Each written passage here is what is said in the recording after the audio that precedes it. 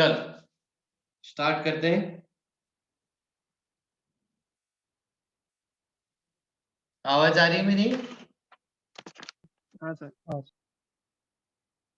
Very good. कर लिया आपने वेव ऑप्टिक्स सॉल्व? समझ आया आपको? हाँ सर। कहीं स्पेसिफिक कहीं पे डाउट आ रहा है?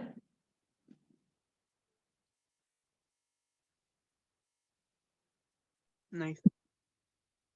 ठीक, चलो आगे चलते हैं फिर। ये सब लोग हैं कि नहीं? एक बार चैट पे बाय लिख दो तो फटाफट देखें कौन कौन है कौन कौन नहीं है। अटेंडेंस हो जाएगी सबकी। क्या लिखना है? सर मैं जस्ट अभी आया हूँ। ठीक है, शाबाश, परफेक्ट, वेरी गुड है सभी।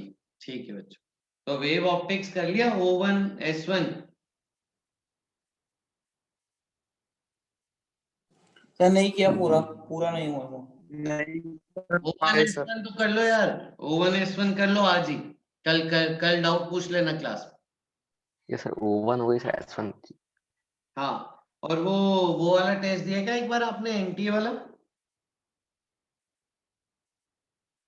हाँ सर, सिंपल ही क्वेश्चन है उसमें। हाँ, तो नंबर कितना है? दिया नहीं, आपने बोला देखते जाओ तो देखते कर। हाँ, लेकिन एक पेपर तो दो पूरा एटलीस्ट, अच्छा है ना? दे मतलब दूंगा।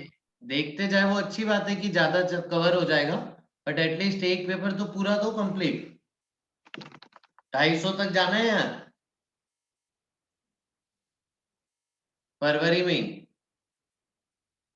और किसी ने देखा भी नहीं है, दिया भी नहीं है? ठीक है, सिर्फ अर्शित ने सर देखा। देखा तो है सर। ठीक है, तो क्या रहा तुम्हारा एक्सपीरियंस उसको देख के? तो मतलब ज्यादा मतलब कॉम्प्लिकेटेड क्वेश्चंस नहीं थे, इजी थे। हम्म मतलब एक दो तो थोड़े हम्म रोटेशन अच्छे क्वेश्चन थे, दो तीन एक दो, बाकी तो मतलब ओवरऑल इजी था। करेक्ट करेक्ट, सही बोल रहे हो। तो सभी सर बच्चे आपको कर डाउट ले। भी भेजे, क्या अर्षित?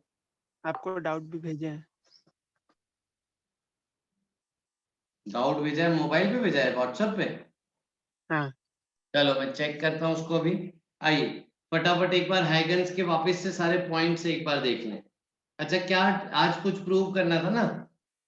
रिफ्लेक्शन रिफ्रैक्शन आज। तो वेव फ्रंट का यूज करके रिफ्लेक्शन रिफ्रैक्शन प्रूव किया गया। ये आपने पिछले साल 12वीं के लिए याद किया होगा, बोर्ड के लिए आ जाओ। तो ये रे आ रही है इससे,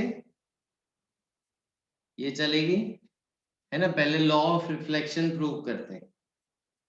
ये एंगल ऑफ इंसिडेंस, ये एंगल ऑफ रिफ्लेक्शन। आई, तो जब रे जा रही है तो अपने को तो वेव फ्रंट के फॉर्म में ट्रीट करना है। तो वेव फ्रंट ऐसा मान लें,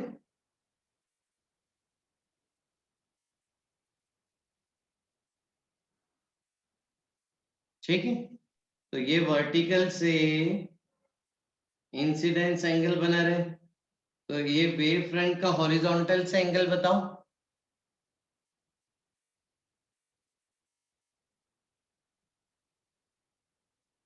सर क्या वापस 90 ये वाला एंगल बताओ। 90 नहीं नहीं 90 माइनस आई, 90 माइनस 90 माइनस आई। नहीं, यस सर। आई होगा सर, आई। आई होगा।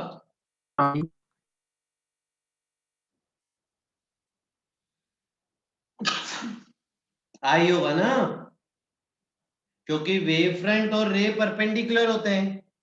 तो ये 90 डिग्री पूरा, तो ये 90 माइनस आई, यस सर, आई। तो ये आई।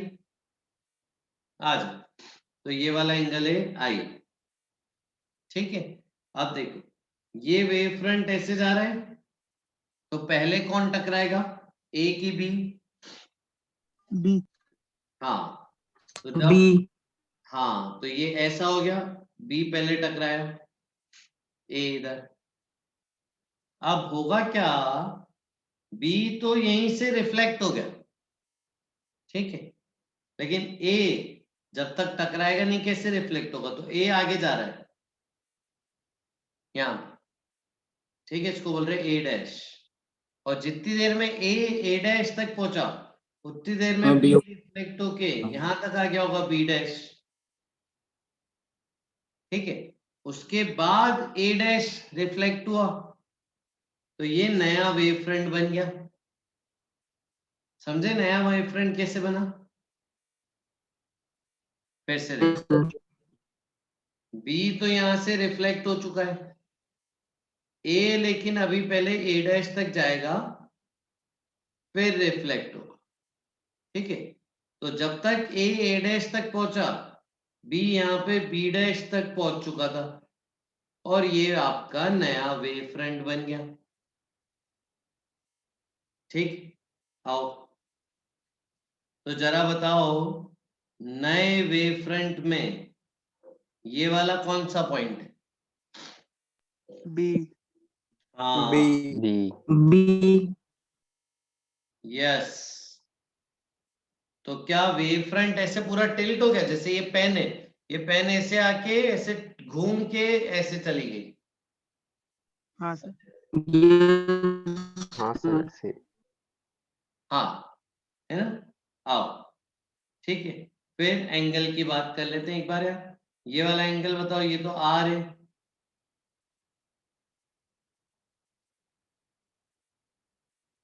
वर्टिकल से आर है। ठीक है, तो ये इसका बताओ ये वाला एंगल कितना होगा वेव फ्रंट का?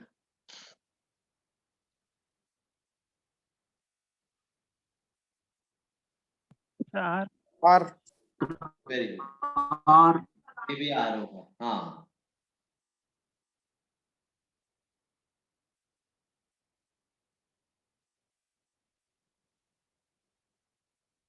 ठीक है, तो ए भी आया था और बी डैश ए डैश निकल गया।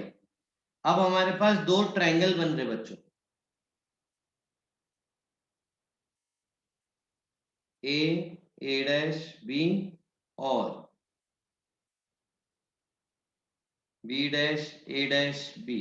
ठीक है, ये एंगल है आई, ये एंगल है आर, और ये वाले एंगल 90 डिग्री है क्योंकि रे वेव फ्रंट से परपेंडिकुलर होती है। तो ये वाले दोनों एंगल 90 डिग्री। ठीक है, चलो बच्चों साइन आई बताओ जरा, पहले ट्रायंगल में sine I A dash upon A, B A dash upon A dash B. है ना? साइन आर बताओ दूसरे ट्रायंगल में। B, B dash upon A dash B. Correct. अब ए से ए डैश का जो टाइम है वही बी से बी डैश का टाइम है। ठीक है,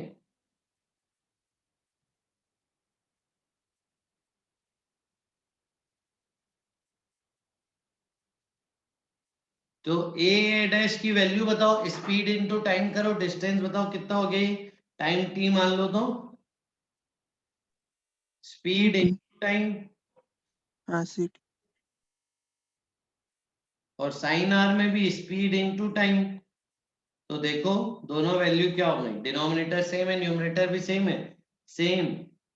तो sine I equal to sine r, तो i equal to r, reflection prove हो गया यूजिंग हाइगन्स प्रिंसिपल या फिर वेव फ्रंट की थ्योरी।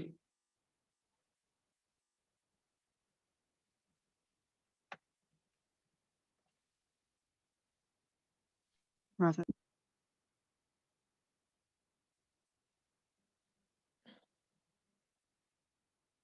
ठीक है, तो ऐसे आप रिफ्लेक्शन का प्रूफ कर सकते हो यूजिंग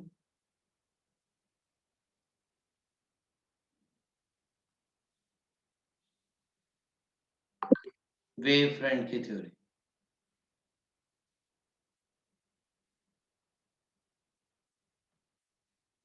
आई, चलें आगे। हाँ सर. अब आते हैं रिफ्रैक्शन प्रूव करेंगे। ठीक है, चलो ये मीडियम है, एयर से मीडियम में जाते हैं, स्नेल्स लॉ प्रूव करेंगे। ठीक है, आज फिर यहां से एक रे आई, ये एंगल ऑफ इंसिडेंस है, ये ए बी, ठीक है। तो ये वाला एंगल बताओ, आई। आई। आई। तो ये जब आएगा टकराएगा तो बी पहले टकरा गया, ये ए, ये एंगल है आई, ठीक है।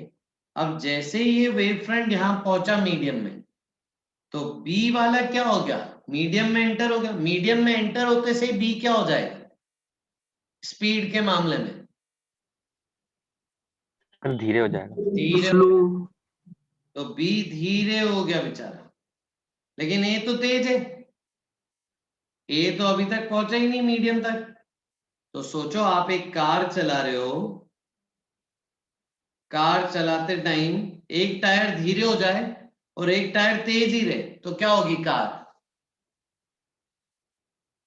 मुड़ जाएगी। हाँ टर्न उड़ने हो, लगेगी। यस।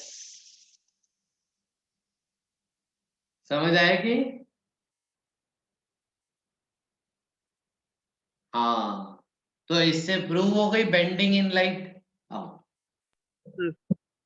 ए डैश तक जब तक पहुंचता है, बी कुछ बी डैश तक ही पहुंच पाता है।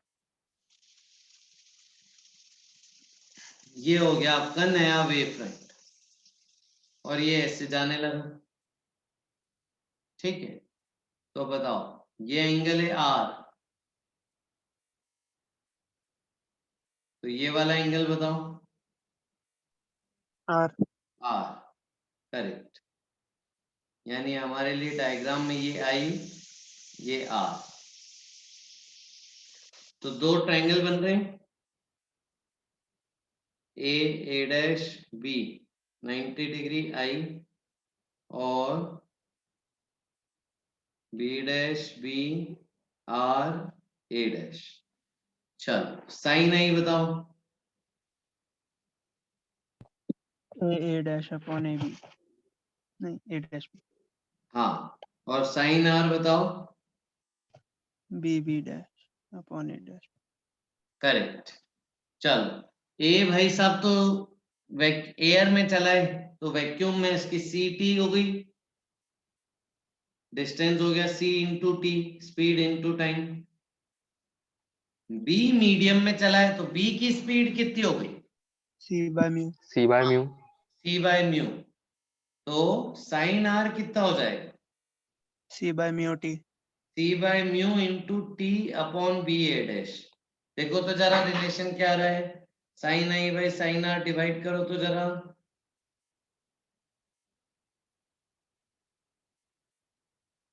वो आ जाएगा म्यू।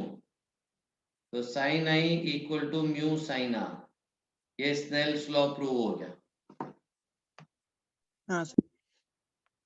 तो हाइगन्स थ्योरी का यूज करके रिफ्लेक्शन रिफ्रैक्शन प्रूव हो गए।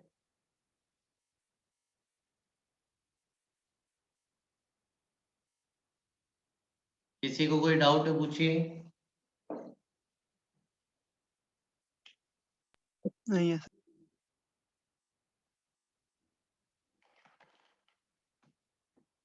समझ आई ना वेव फ्रंट की थ्योरी पूरी।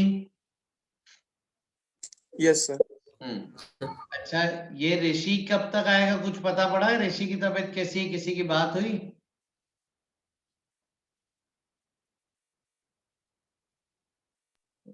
तेजस की होती है। तेजस, तो उसका नेट नेट वीक है उसका।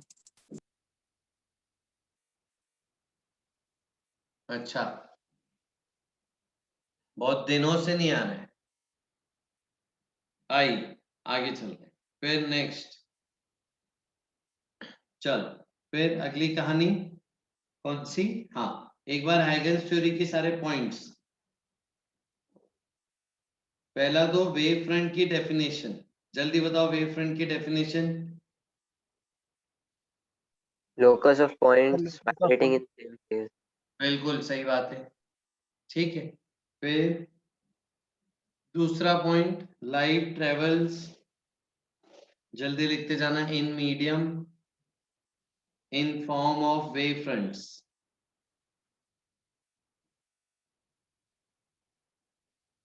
जो रे है वो परपेंडिकुलर टू वेव फ्रंट होती है और जो एनर्जी स्प्रेड होती है वो वेव फ्रंट के फॉर्म में स्प्रेड होती है। ठीक है, तीसरा point, when light travels in a medium,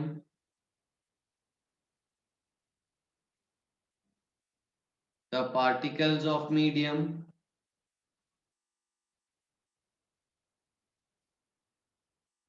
start vibrating and consequently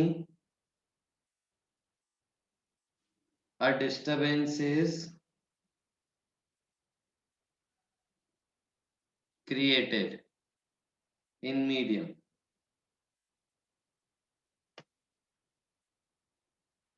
ठीक है, हाँ, इसका कहने का मतलब क्या है कि जैसे सोर्स से लाइट निकली, ठीक है, तो एनर्जी पहुंची पी पॉइंट पे, तो पी पॉइंट पे पार्टिकल जो हुआ वो वाइब्रेट करने लगा, तो पी पॉइंट वाइब्रेट करने लगा, तो आगे के लिए, आगे की जर्नी के लिए पी कैसा हो गया, अब एक सोर्स हो गया। सोर्स हो गया, तो आगे डिस्टरबेंस कौन लेके गया, source पी पॉइंट लेके गया। जैसे मेरी आवाज पहुंची आप लोगों तक, अब मेरी आवाज दुनिया तक कौन पहुंचाएगा, हम You. लोग। हाँ, आप लोग पहुंचाओगे, करेक्ट, वैसे ही फंडा होगा। आई, ठीक है, फिर नेक्स्ट आगे, every point on the wave front becomes the source of secondary wavelets.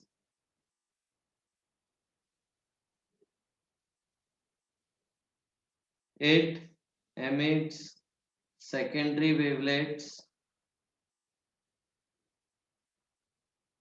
in all directions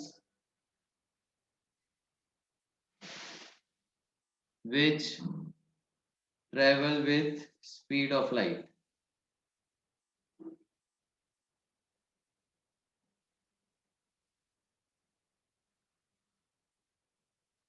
ठीक,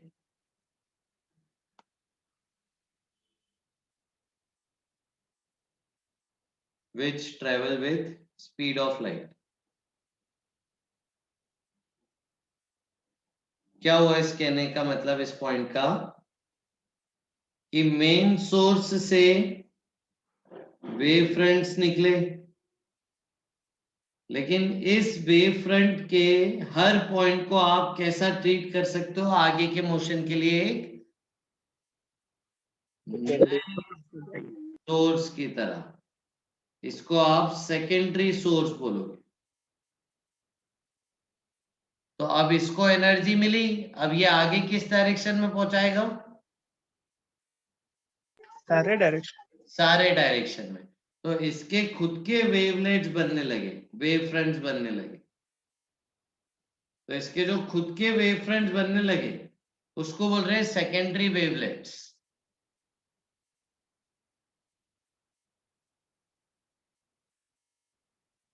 तो ये पॉइंट सोर्स अपने नए वेव फ्रंट्स छोटे छोटे बनाने लगे, इनको बोल रहे हैं सेकेंडरी वेव फ्रंट्स, और इन सारे सेकेंडरी वेव फ्रंट्स का एक टेंजेंट बनाए, एनवलप बनाए, तो ये जो एनवलप है ये मेन सोर्स का नया वेव फ्रंट है। तो मेन सोर्स का नया वेव फ्रंट बना कैसे, छोटे छोटे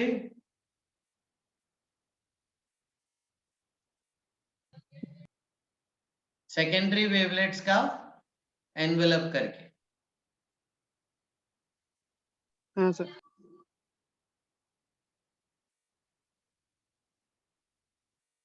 ये मेन वेव फ्रंट आ गया येलो कलर, हाँ सर। है ना, लिख लो जल्दी से।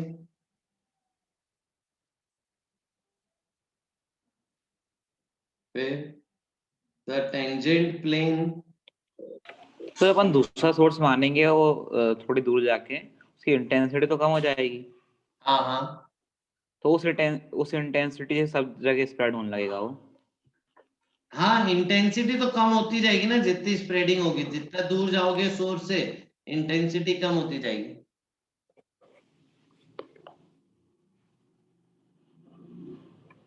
वो तो सही बात है। अब तुम यहाँ पे नेट इंटेंसिटी की बात पूछ रहे हो क्या?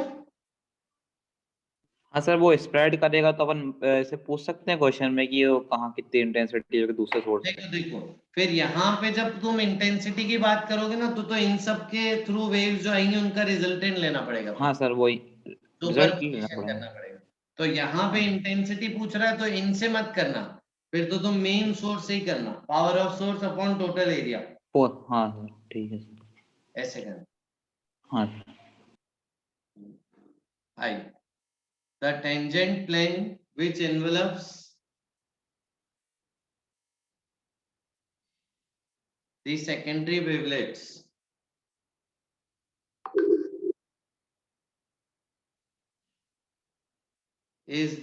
represents the new wavefront.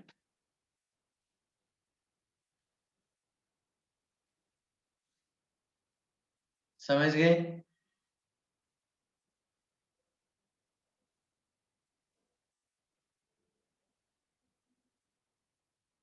चलो आगे चलते। तो एक्सप्लेन फॉलोइंग, ये जो थ्योरी थी इन्होंने क्या क्या बता दिया? रिफ्लेक्शन, रिफ्रैक्शन, इंटरफेरेंस, डिफ्रैक्शन, ये सब बता दिया। रेक्टिलिनियर प्रोपोगेशन ऑफ लाइट बता दिया।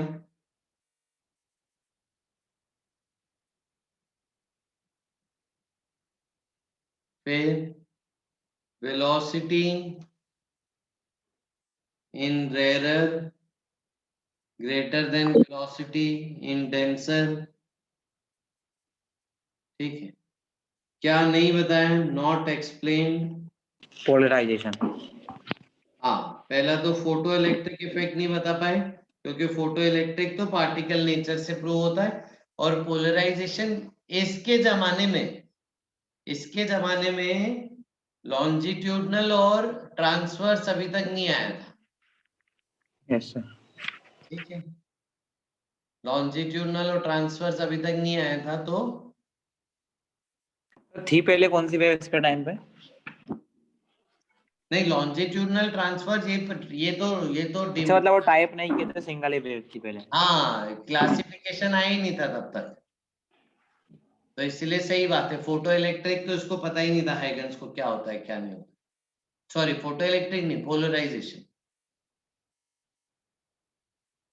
आओ चलो आगे। हाँ हम्म, अब इसके लिए एक और सेटबैक था। इसके जमाने में स्पेस का मीडियम था ईथर। ठीक है, इसके जमाने में स्पेस का मीडियम था ईथर। थ्योरी थी कि स्पेस वैक्यूम नहीं है, स्पेस में मीडियम में पार्टिकल्स है, ईथर नाम था। तो इसका जो ये पॉइंट है कि हर पार्टिकल वाइब्रेट करने लग जाता है, सब सेकेंडरी सोर्स हो जाते हैं। ठीक है, तो लोगों ने पूछा भाई फिर वैक्यूम में कैसे जा रही है? तुम्हारे तो बोलने का मतलब है कि पार्टिकल आगे ले जा रहे हैं, वैक्यूम में कैसे जा रही है फिर? तो वो इसके लिए बड़ा सेटबैक था थ्योरी के लिए, जब पता पड़ा कि वहां पे कुछ नहीं है, वो तो वैक्यूम है। ये हो गई हाइगन्स थ्योरी पूरी कंप्लीट। कोई डाउट किसी को पूछिए।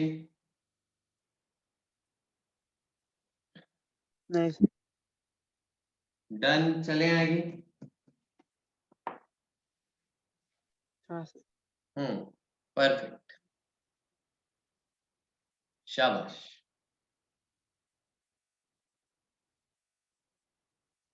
आज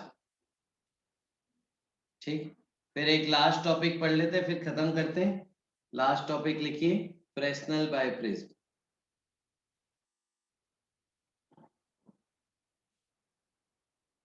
ठीक है, देखिए फ्रेस्नेल बायप्रिज्म। अच्छा पहले मुझको बताओ थिन प्रिज्म का याद है क्या कुछ?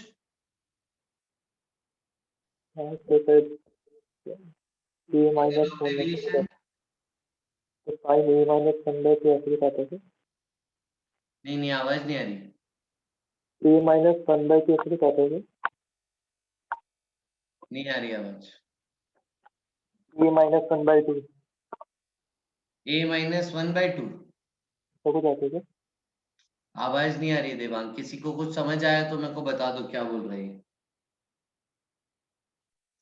नहीं सर, नहीं समझ आ रहा।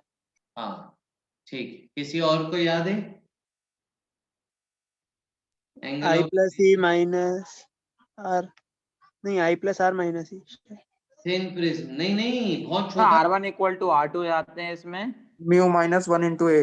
वेरी हाँ good. Sir. μ-1 into a। Yes sir. अब सर एंगल ये ऑफ स्मॉल मान के। हाँ स्मॉल मान के।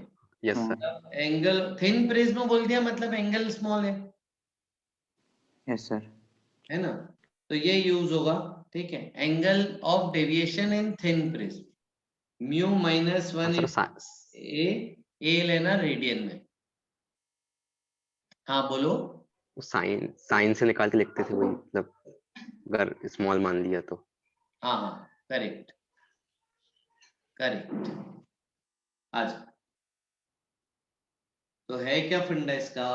आपको एक सोर्स में दो को तोड़ना है, एक सोर्स को दो में तोड़ना है। क्या क्या तरीके अपनाए?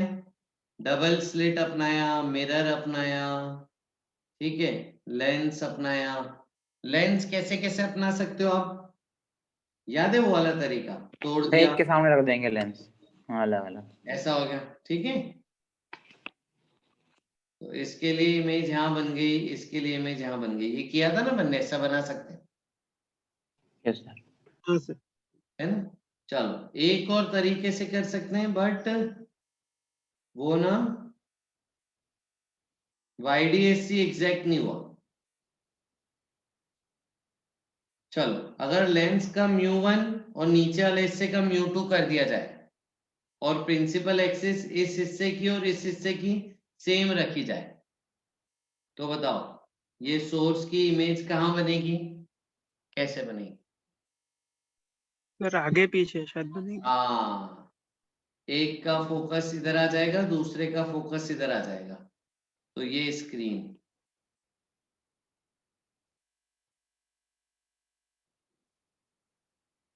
ऐसे आपके दो सोर्स क्रिएट किए जा सकते हैं। लेकिन ये YDSC नहीं हुआ, ये तो पहले वाला सवाल हुआ जो स्टार्टिंग में कराया था हमने, ये ऐसे। ठीक है, आज अब अगला एक तरीका फ्रेस्नेल बायप्रिज्म। बायप्रिज्म मतलब दो प्रिज्म, ये पहला प्रिज्म, ये दूसरा प्रिज्म। सोर्स इसके पास रखा है, नॉर्मल इंसिडेंस ऑलमोस्ट सब कुछ छोटा छोटा है, तो यहां से जो रे गई वो कितना डेविएट होगी बताओ? μ-1 है। म्यू माइनस वन ए। ये एंगल होगा डेल्टा। ठीक है, उसी तरीके से यहाँ पे जो रह गई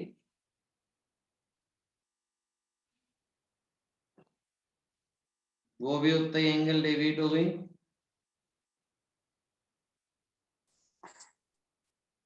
और ये एंगल हो गया डेल्टा। तो यहाँ पे एक इमेज दिखेगी S1, यहाँ पे एक इमेज दिखेगी S2, और S1 S2 हो गए आपके नए सोर्स,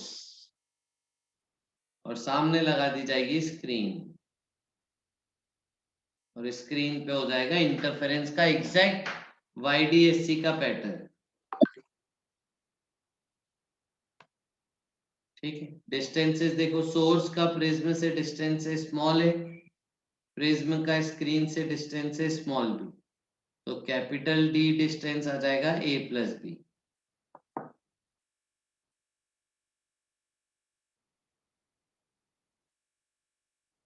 चलो अगर मैं एस S1 की दूरी h मान लो, तो स्मॉल d कितना हो जाएगा मेरे पास? 2h 2h। अब देखो, ये भी निकालने के लिए ये ट्रायंगल बना रहे हैं, ये ठीक है। इस ट्रायंगल में ये वाला एंगल कितना हो गया? डेल्टा, जो कि बहुत छोटा एंगल है। h, ये डिस्टेंस a, ये डेल्टा। बताओ तो h क्या हो गया? A tan del. और tan डेल्टा डेल्टा हो गया, हाँ और डेल्टा अपने को पता है, तो स्मॉल d की वैल्यू आ गई 2a mu minus 1 into a। हाँ सर। यस। और फ्रिंज विड्थ क्या हो गई? फ्रिंज विड्थ अपनी वही lambda capital D by small D, बस स्मॉल d कोऑर्डिनेट्स भी वही, सब कुछ वही, YDSC का एग्जैक्ट पैटर्न, बस कैपिटल डी a प्लस भी हो जाएगा, small D 2a into mu minus 1 into a हो जाएगा।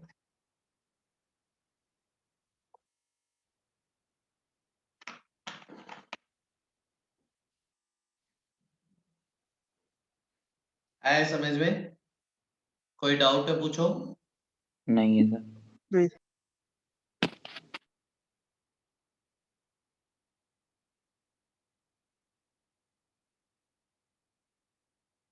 चलो, अब कभी कभी आपको स्मॉल d नहीं देंगे, इसमें calculation of small d using displacement method. आपको ये डिस्प्लेसमेंट मेथड याद है बच्चों, लेंस का? हाँ सर याद है, वो कुछ x मान के इमेज और ऑब्जेक्ट के बीच का x डिस्टेंस मान के सॉल्व करते थे वो हाँ, ऑब्जेक्ट फोकल लेंथ से। फिक्स रहते थे और लेंस की दो पोजीशन आ जाती है, हाँ सर। है ना? याद है? ये x1 है, अगर ये हाँ x2, सर याद है, x1 प्लस x2 को शायद x लेते थे। तो ये x2 ये x1 हो जाएगा, हाँ सर। है ना? रिवर्सिबिलिटी हाँ of sir, principle. Yes sir. अब देखो, यहाँ पे इमेज की हाइट है h1 और यहाँ पे इमेज की हाइट h2, तो हाइट ऑफ ऑब्जेक्ट क्या होगा? याद है क्या? Under root h1 h2। हाँ सर। जिसको नहीं याद है बताओ। सर मेरे को नहीं याद। नहीं याद है सर। मैं बताता हूँ। हाँ, ये वाला तो डायग्राम याद है कि ऑब्जेक्ट और लेंस की पोजीशन फिक्स, ऑब्जेक्ट और इमेज की पोजीशन फिक्स हो, तो लेंस की ऐसे दो जगह आती है जहां पे ऑब्जेक्ट की इमेज यहाँ स्क्रीन पे बनती है, ये तो याद है? हाँ यस सर, वो प्रैक्टिकल में भी यूज होता था ये। Very good. तो पहले का मैग्निफिकेशन sir. बताओ बेटा, पहले केस का x2 by x1। हाँ सर, दूसरे का मैग्निफिकेशन बताओ। x1 by x2। Very good. और मैग्निफिकेशन क्या होता है? Height of image upon height of object. हाँ, तो height of image 1 upon height of object, magnification 2 height of image 2 upon height of object.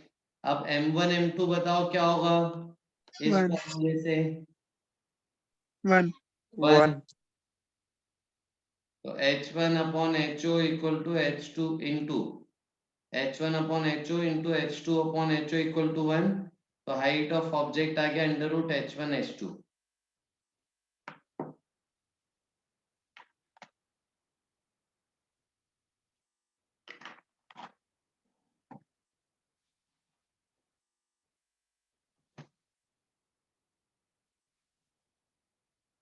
Done?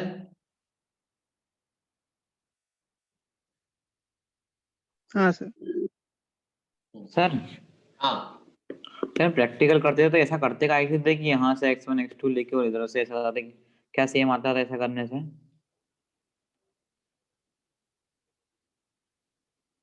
मतलब ऐसे अपन यहाँ से x1 डिस्टेंस पे इमेज अपना की पोजीशन सेम आती है ना, इमेज स्क्रीन पे ही बनी ना, स्क्रीन को फिक्स रखा हाँ सर। तुमने, यस ऑब्जेक्ट को सर। फिक्स रखा तुमने, स्क्रीन को फिक्स रखा, और रियल Yes, इमेज स्क्रीन पे बनानी है। तो तुम हाँ सर। ऑप्टिकल बेंच पे लेंस को घुमाते हो, हाँ सर। तो लेंस की दो लोकेशंस आती हैं जब स्क्रीन पे इमेज बनती है। अच्छा हाँ सर, एक बार शायद उल्टी आती है, एक सीधी आती है, ऐसा कुछ नहीं होता है? नहीं नहीं नहीं, एक बार छोटी आएगी एक बार बड़ी आएगी, दोनों में इन्वर्टेड आएगी क्योंकि रियल इमेज है ना। हाँ सर। आ जाओ, ठीक है। तो ऐसे में क्या करते हैं अपन, ठीक है, ये जो फ्रेस्नेल प्रिज्म से दो सोर्स आए S1 S2, ये डिस्टेंस D है ना, ये ऑब्जेक्ट हो जाते हैं आपके दो सोर्स, और स्क्रीन पे इमेज लेते हैं और लेंस की दो पोजीशंस फाइंड करते हैं, है ना। लेंस के लिए तो ऑब्जेक्ट S1 S2 ही रहेंगे, ठीक है, क्योंकि रेज उसको S1 से और S2 से ही आती हुई दिखेंगी, ठीक है। तो फर्स्ट इमेज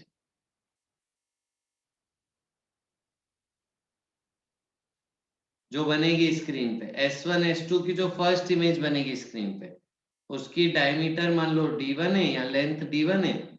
सेकेंड इमेज जो बनी उसकी D2 है, तो हमारा जो YDSC में स्मॉल d लेना है उसको क्या लेंगे, रूट D1 D2।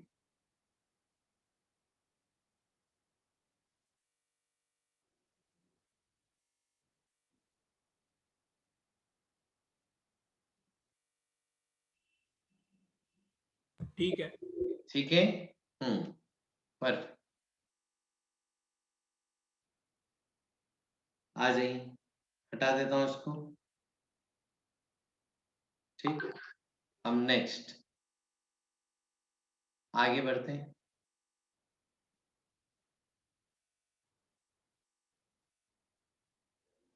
ठीक, आइए आगे बढ़ रहे हैं।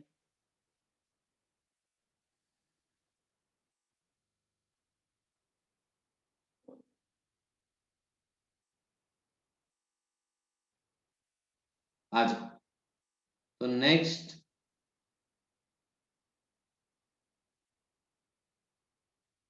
एक चीज और आती है इसमें कि हाईएस्ट ऑर्डर ऑफ मैक्सिमा।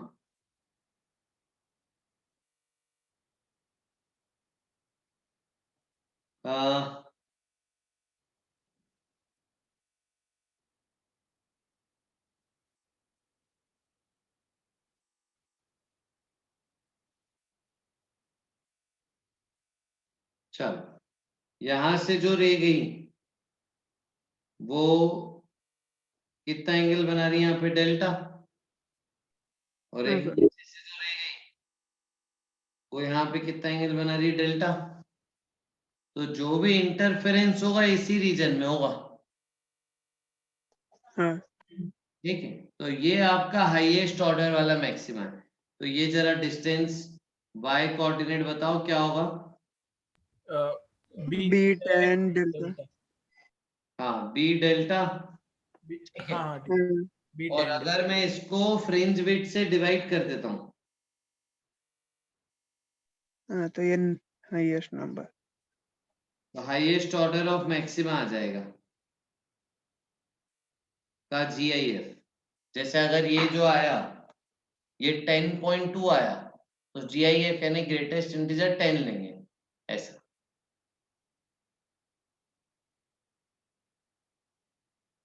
ठीक है।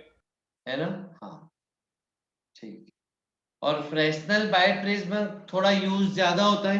क्यों यूज ज्यादा होता है YDSC से, क्योंकि YDSC में स्लिट की साइज बड़ी है। तो जितनी लार्ज स्लिट की साइज होगी उतना पॉइंट साइज से दूर जा रहे हो, पॉइंट साइज से जितना दूर जाओगे उतना वेरिएशन आएगा, डिफ्रैक्शन उतना ज्यादा होगा, है ना। फ्रेस्नेल बायप्रिज्म में पॉइंट साइज सोर्सेज आ जाते हैं, पॉइंट साइज। तो ये आपका YDSC की जगह ये यूज करते कई बार, तो उससे डिफ्रैक्शन के इफेक्ट्स कम दिखते हैं। परफेक्ट। तो यहाँ पे आपकी YDSC की थ्योरी खत्म, ठीक है। अब अपन डिफ्रैक्शन चालू कर रहे हैं।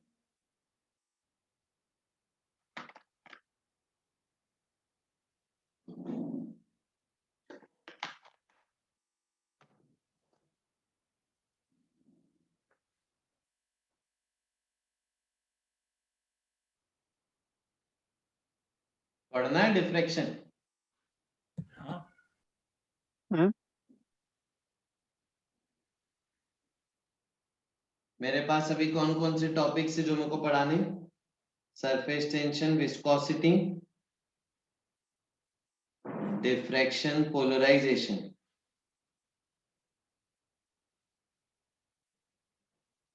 और ग्रेविटेशन हो गया ना दोस्तों? हाँ सर। और सर हो गया ग्रेविटेशन। ऑप्टिक्स। यस। आज कौन सा दिन है? आज 27 है। और दिन कौन सा? वेडनेसडे। ट्यूसडे। हाँ तो मेरी ऑलमोस्ट रोज ही क्लास है ना? ठीक, तो ये पूरा तो हो जाएगा ऑप्टिक्स। ऑप्टिक्स स्टार्ट कर लेंगे अपन। हाँ, mirror formula, lens formula revise कर लोगे ना आप? हाँ सर आता है वैसे। Yes sir. है ना? और आपको साइन कन्वेंशन पता है ना ऑप्टिक्स का? हाँ सर। किधर लेते हो? सर लाइट जिधर जा रही है वो पॉजिटिव। Yes sir. इस सर साइड ये की डायरेक्शन पॉजिटिव। लाइट क्यों जा रही है? तो ये पॉजिटिव हो गया, ये नेगेटिव हो गया। हाँ अगर ऑब्जेक्ट Yes, sir. लाइट क्यों जा रही है तो ये पॉजिटिव हो गया, ये नेगेटिव हो गया। हाँ सर। है ना? तो देखो, साइन कन्वेंशन आप ऑप्टिक्स में जैसी आपकी इच्छा वैसा मान सकते हो। प्लस माइनस तो अपन अपने हिसाब से हर सवाल टू सवाल बेसिस आप कर सकते हैं, लेकिन ये वाला जो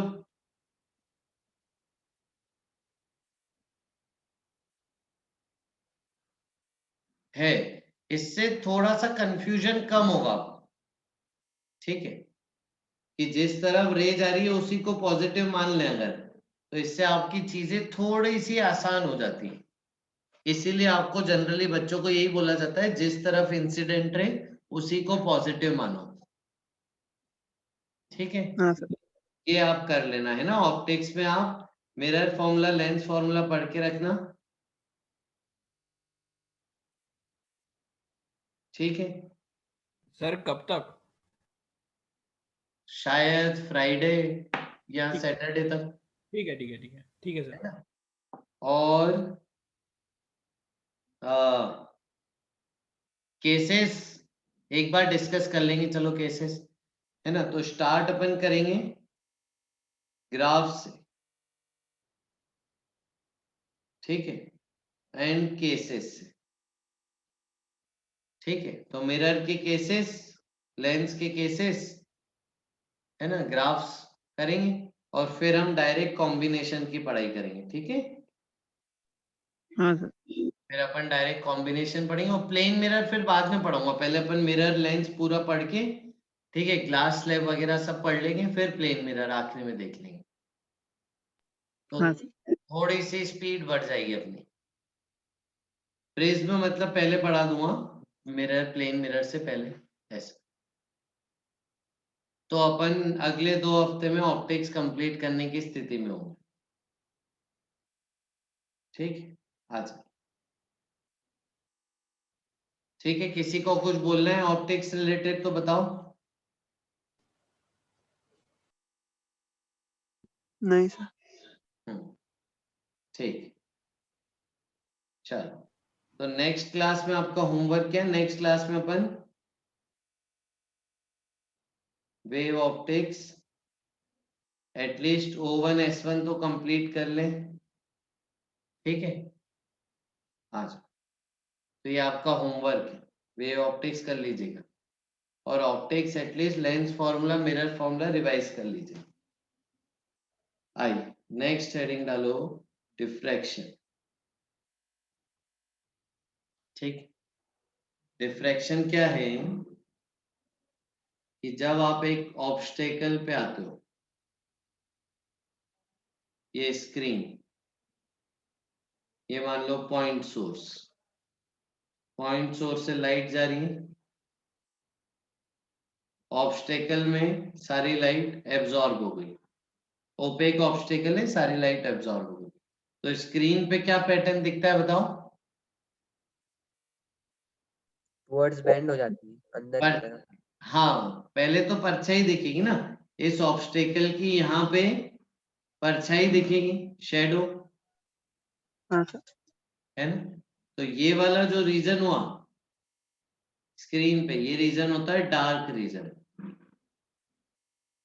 जिसको आप शेडो बोलते हो। इसके ऊपर ब्राइट लाइट है, इसके नीचे ब्राइट लाइट। ये नॉर्मल रूटीन है, ये समझ में आ रहा है, सिंपल।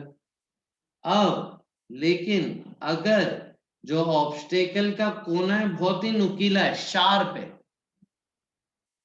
जो ऑब्स्टेकल का कोना है बहुत ही नुकीला है, शार्प है, यानी वो वेवलेंथ के कंपेरेबल है, ठीक है, मतलब माइक्रोमीटर्स में है, ऐसा है, बहुत ही शार्प है, बहुत पतली इसकी फाइनल एज है, ठीक है। तो होता क्या है, ये अपने आप को नया सोर्स की तरह ट्रीट करके लाइट को हर डायरेक्शन में भेजने लगता है। सर एज बहुत पतली है मतलब जो उसकी नोक है वो बहुत बहुत फाइन है, बहुत शार्प है। ठीक है। और ये भी अपने आप को नया सोर्स ट्रीट करने लगता है। तो ऐसे इससे हर तरफ लाइट जाने लगती है। तो इसको बोल रहे डिफ्रैक्शन, कि लाइट का आना और टकरा के चारों तरफ फैल जाना, ठीक है, यस। लेकिन बताओ, जितना ज्यादा एंगल से घुमाओगे उतनी इंटेंसिटी कम होगी। कम होगी। तो जो मेजर डिफ्रैक्शन दिखता है वो इसके पास पास ही दिखता है, ऐसे। तो इसको डिफाइन कैसे करते हैं, शैडो रीजन में घुस जाना, ठीक है, एनक्रोचमेंट और flaring out of light in Shadow reason.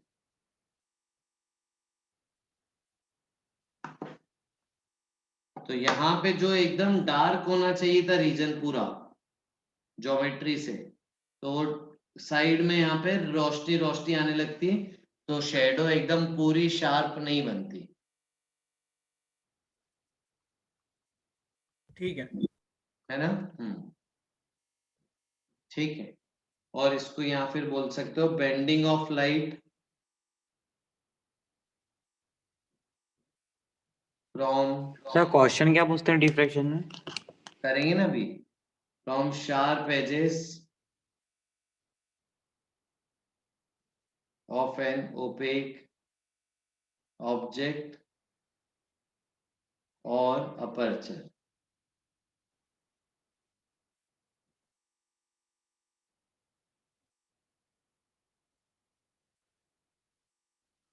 ठीक है, चले। जो आपका नॉर्मल स्कैटरिंग ऑफ लाइट है वो भी तो यही है ना, आसमान नीला नीला क्यों है बताओ? कैटरिंग के सर ब्लू सबसे कम डिफरेंस।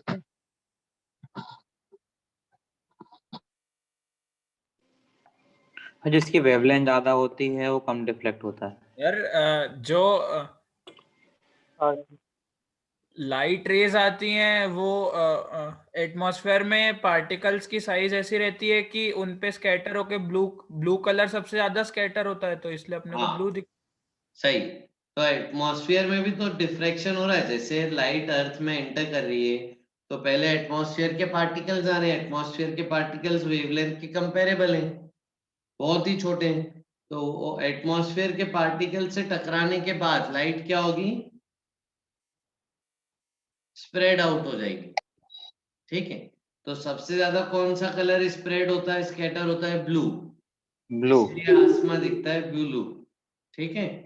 चले आगे, चलो फिर वो, तो पार्टिकल के साइज का होता है इसलिए होता है ना ब्लू वाला। हाँ मतलब पार्टिकल के साइज ब्लू वेवलेंथ के सबसे ज्यादा करीब होगा। अच्छा, मतलब साइज सेम सेम जिसका होगा वो दिखती है, ठीक है। सबसे ज्यादा वही ना डिफ्रैक्ट वो करेगी जो साइज के कंपेरेबल हो वेवलेंथ। आ जाओ। और ये वाला जो है सूरज लाल क्यों दिखता है सनराइज और सनसेट के टाइम? वो वेवलेंथ रेड की सबसे ज्यादा है, तो सबसे दूर तक वही यह आता है। सबसे ज्यादा हाँ ऐसा सर। डिस्टेंस वही ट्रेवल करती है। मतलब सनसेट और सनराइज के टाइम सूरज सबसे दूर होता है, यस सर। तो सूरज के दूर होने के कारण ऐसा कुछ है कि ब्लू की स्कैटरिंग इतनी ज्यादा हो गई कि ब्लू खत्म ही हो गई इंटेंसिटी।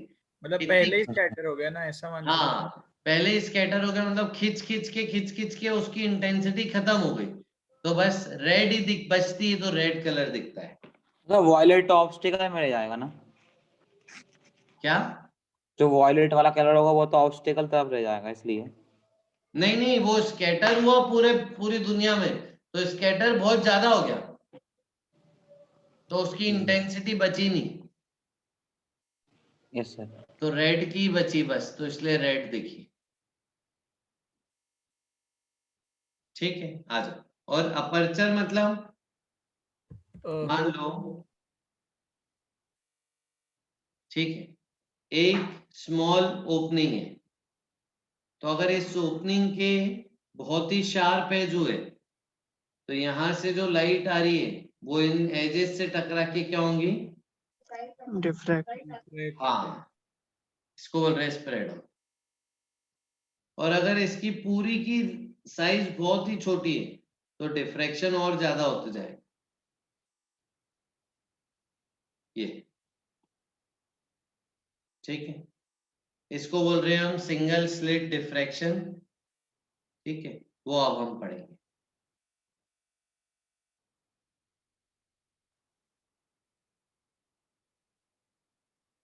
तो YDSC में भी डिफ्रैक्शन होता होगा क्या?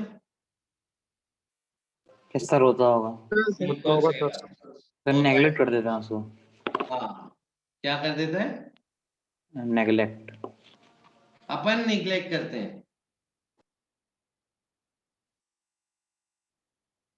लेकिन प्रैक्टिकली आप करोगे तो आपको डिफ्रैक्शन के इफेक्ट दिखेंगे। देखते हैं।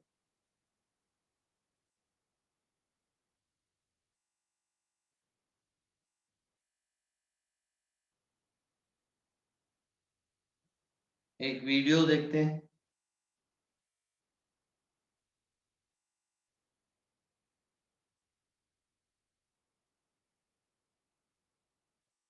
A practical experiment called Young's double slits, named after a bloke, but they make our life easier at best. So I'm going to shine ये playing the same. ये YDSC का पैटर्न है। देखो intensity धीरे धीरे क्या हो रही है? Noticed that in some places the sound was loud and in come some होती जा places रही। it was really quiet. कम हो रही है। लेकिन अपन ने तो ऐसा पढ़ा नहीं है YDSC में। अपन ने तो पढ़ा है कि हर जगह इंटेंसिटी क्या है? सेम है। Maximum value same. सेम है। सेम है, 4I0 4I0। हाँ, तो हमारा हाँ। जो बीच का सेक्शन है वो पूरा सेम इंटेंसिटी का होना चाहिए था, लेकिन यहाँ पे इंटेंसिटी कम हो रही है, वो डिफ्रैक्शन के कारण है। यस सर, यहाँ पे इंटेंसिटी ज्यादा होगी। Correct. I also tried to demonstrate it with ripples on a pond. ठीक है, चल, तो YDSC में भी डिफ्रैक्शन के इफेक्ट्स आते हैं, उस कारण से हमारे कैलकुलेशन से आंसर मैच नहीं हो रहा है। ठीक है, लेकिन अपना जो स्मॉल y के लिए है, जो भी स्मॉल थीटा के लिए सारी वर्किंग की है, वो स्मॉल थीटा में सही आ जाती है। जैसे ही थोड़ा थीटा बड़ा होता है, डिफ्रैक्शन के इफेक्ट ज्यादा शो होने लगते हैं। तो खैर अपन करेंगे नहीं कंसिडर, YDSC में अपन डिफ्रैक्शन को निग्लेक्ट करके ही कैलकुलेशन कर रहे हैं। अब आ जाइए नेक्स्ट, सिंगल स्लिट डिफ्रैक्शन।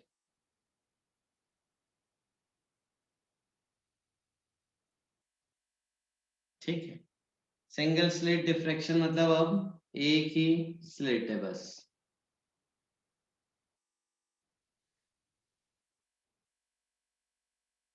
ठीक, अरे चलिए क्या,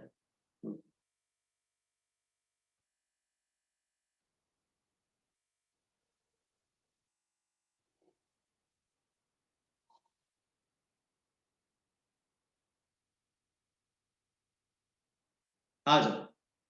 चलो, यहां से सोर्स से लाइट आ रही है मान लीजिए, तो यहाँ पे ये लोग कैसे बिहेव करेंगे? इंडिविजुअल सोर्स की तरह। इंडिविजुअल नए सोर्स की तरह, वेरी गुड। और इसमें बीच में जो पॉइंट्स है वो उससे तो रेस सीधी चली आएगी।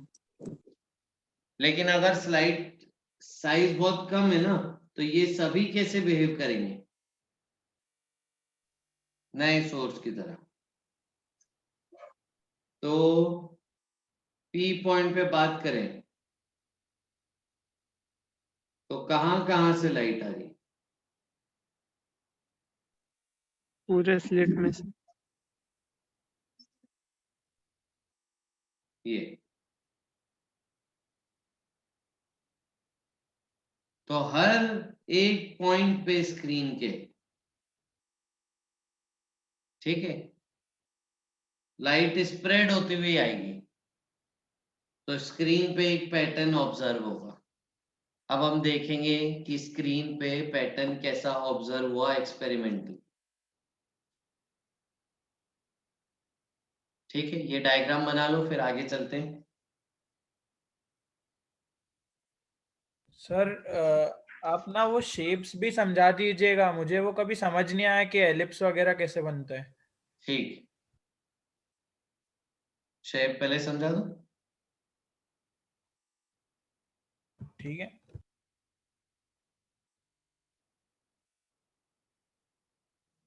या तुम कल मॉड्यूल के डाउट पूछोगे ना, मॉड्यूल में है सवाल शायद, ठीक है सर, ठीक है। तो लिख लो उसको कि हाइपरबोलिक शेप, वो पूछ लेना मेरे से कल मॉड्यूल के डाउट्स। ठीक है पक्का पूछ लेना, तुम्हारी जिम्मेदारी, लिख लो कॉपी में। सर, पूछ लूंगा, मुझे स्टार्टिंग से याद है। ठीक है। हाँ,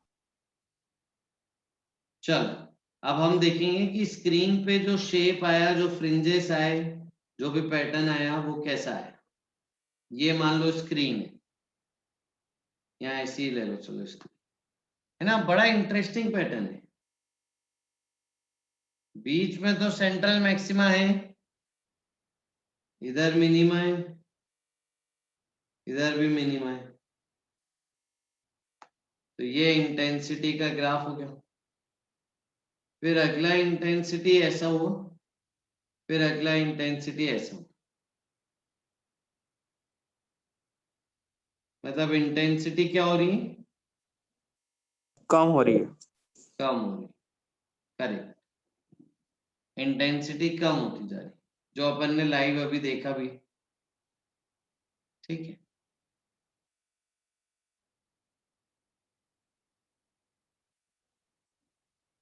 तो ये दोनों तरफ सिमेट्रिकल है क्या? हाँ दोनों तरफ सिमेट्रिकल है। मैं सेम बनाने की कोशिश कर रहा हूं। आइए अब देखो, ओरिजिन पे क्या है बताओ? Central maxima. ठीक है, फिर 0.5 lambda capital D by small D पे मिनिमा। मिनिमा होता था YDSC में। यहां पे क्या है? नाइदर मैक्सिमा कुछ nor minima. 1 lambda capital D by small D पे क्या होता था YDSC में? मैक्सिमम। मैक्सिमा होता था YDSC में। यहाँ पे उल्टा है, यहाँ पे ये मिनिमा है। तो जो पहला मिनिमा आता है वो 1 lambda capital D by small D पे आया। तो ओरिजिन पे मैक्सिमा है, 1 lambda capital D by small D पे मिनिमा आया, तो 0.5 पे क्या आया? कुछ बीच की वैल्यू, तो ना मैक्सिमा ना मिनिमा। तो यहां पे भी मैक्सिमा मिनिमा के कोऑर्डिनेट्स इंटरचेंज हो गए। आओ, तो मिनिमा के कोऑर्डिनेट्स बताओ।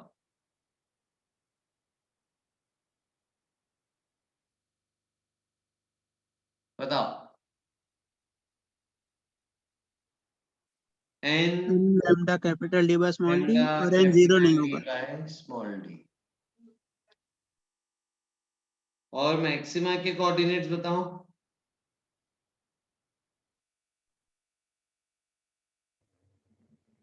2n plus 1 2n lambda minus 1 lambda capital D by small d by हाँ, एक्सेप्ट 0.5। सर 2n plus 1 लिख देते ना। फिर से ऐसा हुआ आई के लिए अपना 0.5 लैम्डा बाय डी पे क्यों नहीं आया मिनिमम?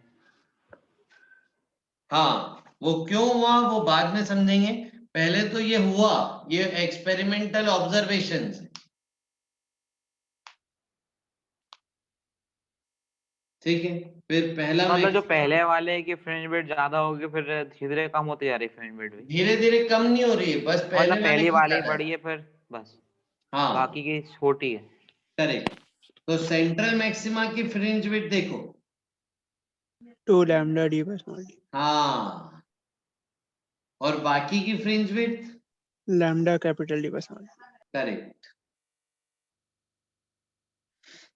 तो fringe width of central maxima 2 lambda capital D by small d. Fringe width of secondary maximas 1 lambda capital D by small d. तो सेंट्रल मैक्सिमा की डबल फ्रिंज विड्थ है यहाँ पे, सेंट्रल मैक्सिमा की यहाँ पे डबल फ्रिंज विड्थ है।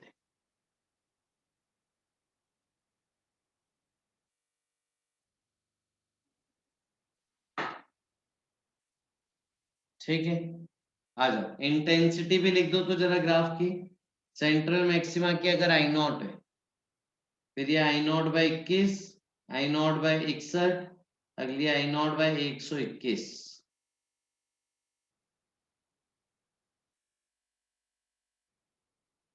ये इंटेंसिटी भी याद रखनी है।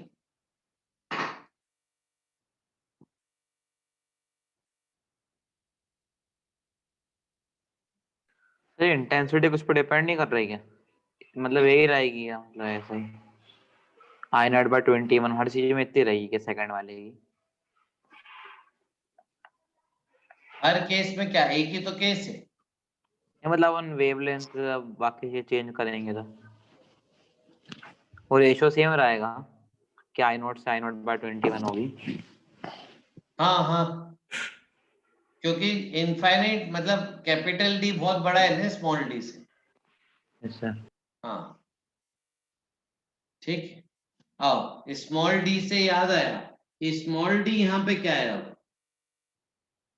वहां पे तो स्मॉल डी था स्लिट्स के बीच की दूरी, यहाँ पे स्मॉल डी क्या है? सर होल की वो लेंथ। हाँ, विड्थ ऑफ स्लिट, यहाँ पे स्मॉल डी है width of slit.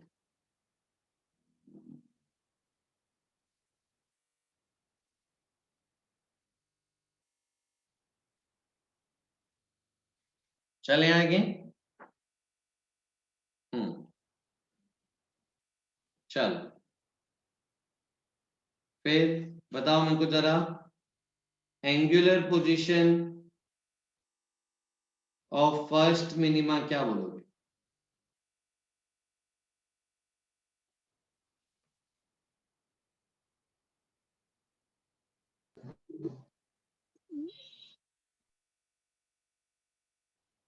Lambda by d. सही। एंगुलर पोजीशन क्या हो गया, मतलब थीटा हो गया ना यार, ये थीटा, और थीटा क्या लैम्डा बाय डी, थीटा क्या बोलोगे? Y coordinate upon capital D, हाँ सर. है ना? तो किसी की भी पूछे बता देना, first minima second minima first maxima second maxima, Y coordinate रखना और बता देना। ये हो गया एंगुलर पोजीशन का फॉर्मूला।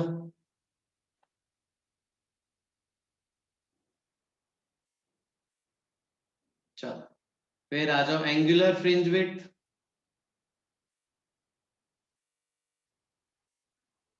बताओ angular fringe width. Lambda D. Cent lambda by d तो बाकी की और सेंट्रल की 2 lambda by d. हाँ, एंगुलर फ्रिंज विड्थ मतलब क्या हो गया, मान लो ये फ्रिंज है पूरा, वो फ्रिंज, जितना एंगल बनाता है पूरा उस पे। हाँ तो ये पूरा कितना एंगल बना रहा है, हाँ तो ये fringe width upon capital D. तो सेकेंडरी वाले की कितनी होगी, मतलब उसमें एंगल बता किस तरह दिखेगा उसमें? देख ऐसे ठीक है। ये एंगुलर फ्रिंज विड्थ हो गई। तो एंगुलर फ्रिंज विड्थ बताओ सेंट्रल मैक्सिमा की। 2 lambda by d. हाँ 2 lambda by small d। और angular fringe width of secondary maxima Lambda by d. Lambda by. Lambda by D. हाँ उसको लिख लो अच्छे से, पूरे पैटर्न को समझो।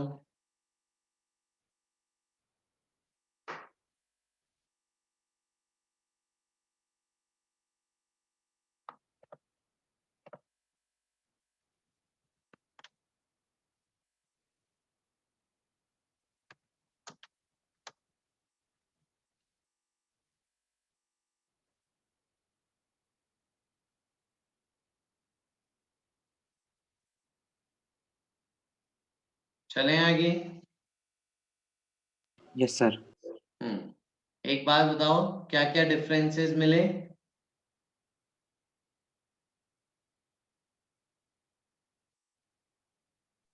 पहले Intensity वाले कम में हो रही है, डिफरेंस होगा वाले की डबल फर्स्ट और इंटेंसिटी मिनिमा कम हो रही है और पहले वाले की फ्रिंज विड्थ डबल हो गई। इंटेंसिटी डिक्रीजिंग है, ठीक है। 0.5 lambda capital D by small D पे नॉर मैक्सिमा नाइदर मिनिमा, ठीक है। और मैक्सिमा मिनिमा क्या हो गए, इंटरचेंज, ठीक है। वाईडीएससी से कंपेयर कर रहे हैं। और हाँ सेंट्रल मैक्सिमा की विड्थ डबल है। और डिफरेंसेस विद वाईडीएससी बताओ। उसमें 2 ही स्लिट्स है। हाँ सिंगल स्लिट वाला है। इसमें एक स्लिट है। सर ये तो मेन हो गया। हाँ और एंगुलर वेट चेंज हो गई। अब देखो इसको कैसे करते हैं। हाँ एंगुलर वेट चेंज हो गई। वाईडीएससी को हम बोलते हैं सुपरपोजिशन ऑफ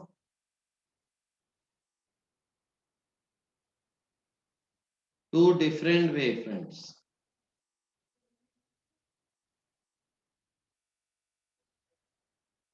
और सिंगल स्लिट में क्या बोल रहे हैं, एक ही वेवफ्रंट के जो सेकेंडरी सोर्सेज हुए,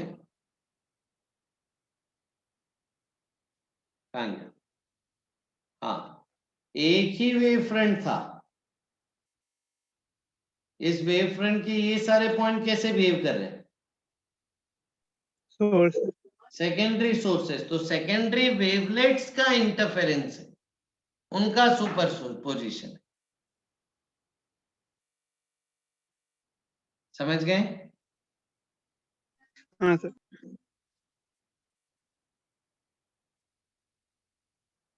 तो सिंगल स्लिट में two waves superimpose from two different points on same wavefront. Same wavefront के दो पॉइंट की दो वेव का सुपरपोजिशन है। और बताओ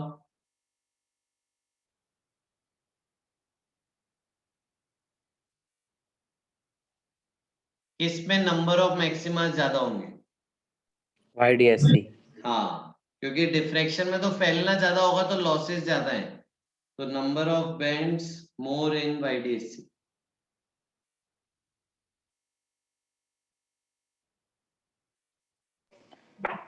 और कोई डिफरेंस आपके हिसाब से। तो वाईडीएक्सी एक्चुअल में नहीं होता है मतलब सही, और जे सही होता है मतलब। क्या क्या क्या मतलब वाईडीएससी में मतलब सारे थोड़ी इनफाइनाइट मैक्सिमा नहीं बनते हैं ना। नहीं इनफाइनाइट मैक्सिमा कहाँ बनते हैं।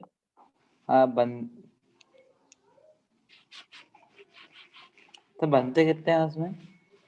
उसमें निकाला तो था अच्छा हाईएस्ट वो, ऑर्डर ऑफ मैक्सिमा, हाँ हाँ सही याद आ गया। हाँ है ना, साइन थीटा को बंद करके, डी हाँ साइन सर, थीटा को एन लेमडा करके फिर साइन थीटा को बंद करके हाँ सर याद आ गया, सर एन याद आ थीटा। गया। हाँ करेक्ट। ये हो गया। ठीक है, ये मेजर डिफरेंसेस हो गए। चलो ठीक है, अब इंटेंसिटी का फॉर्मूला लिखो यहाँ पे जनरल।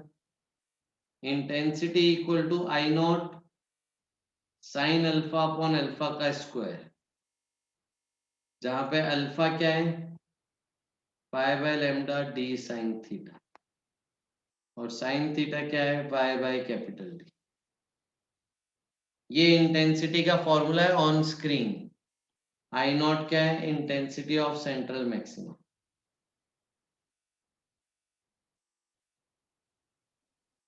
ठीक है,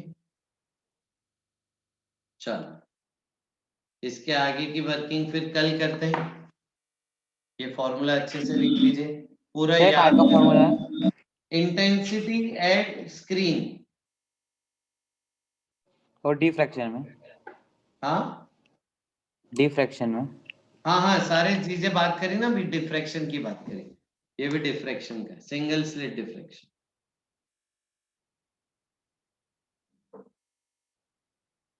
अल्फा क्या है यहाँ पे, फेज डिफरेंस नहीं है अल्फा।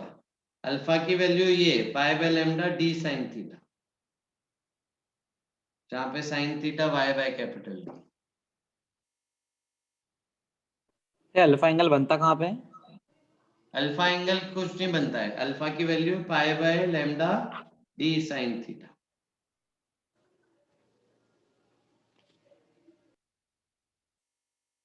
ठीक है, हाँ सर। यस चलो सर। फिर अभी के लिए इतना ही। कल मिलते हैं, कल आगे बढ़ाते हैं इसको, है ना। कल तक वेव ऑप्टिक्स करके आओ पूरा O1S1।